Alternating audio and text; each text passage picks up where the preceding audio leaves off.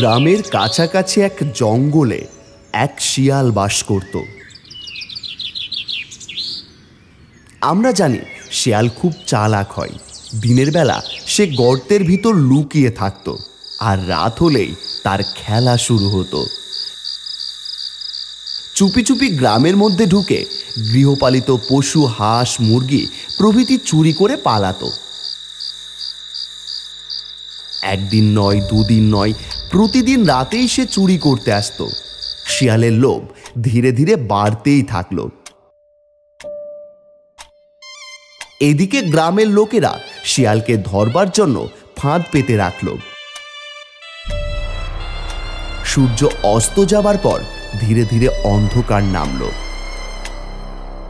আর শুরু হয়ে গেল শিয়ালের রাজত্ব।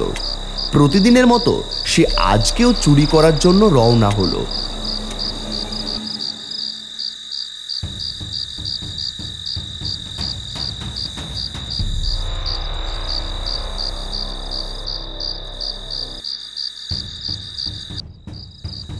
না, আজ একটু তাড়াতাড়ি যাই, ফিরে এসে বেশ জমিয়ে ভোজন করতে হবে।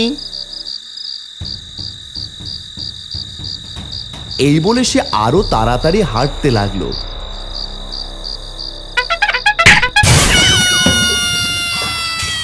কিছু দূর যাওয়ার পর হঠাৎ কে যেন পেছন থেকে তার লেজটা টেনে ধরল। অনেক চেষ্টা করেও সে কিছুতেই সামনে এগোতে পারল না। হ্যাঁ, আরে আমার লেজ তো ফাঁদে আটকে গেছে।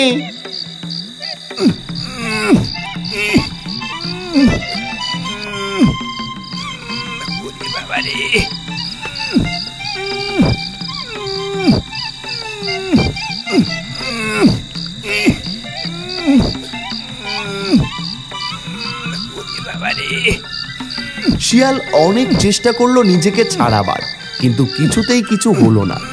অবশেষে সে শরীরের সমস্ত বল প্রয়োগ করে টানতে থাকলো।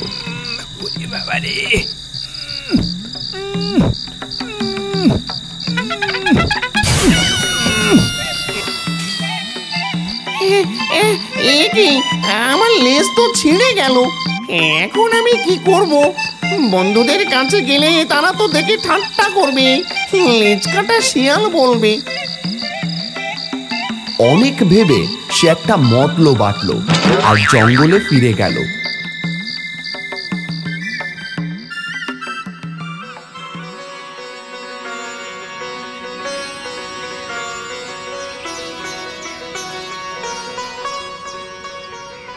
পরদিন সকালে সে তার বন্ধুদের একটি সভায় উপস্থিত হওয়ার জন্য আহ্বান জানালো। সবাই দাঁড়িয়ে শিয়াল বলল, আমার সুখের দিন শেষ হয়ে গেছে। লোকে আমাদের জন্তু বলে ঘৃণা করে, তার কারণ আমাদের এই লেজ।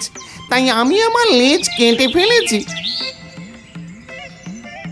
তোমরাও তোমাদের লেজ কেটে ফেলো, যাতে আমাদের কেউ ঘৃণা করতে না পারে। গাছের নিচে এক বুড়ো শিয়াল এইসব কথা শুনছিল। তারপর সে লেজ কাটা শিয়ালকে বলল, বন্ধু, আমি জানি তুমি খুব বুদ্ধিমান। আমরা সবাই হলাম জন্তু, আর আমাদের রাজ্য হলো এই জঙ্গল। জঙ্গলের পশুদের লেজই হলো একমাত্র সৌন্দর্যের প্রতীক।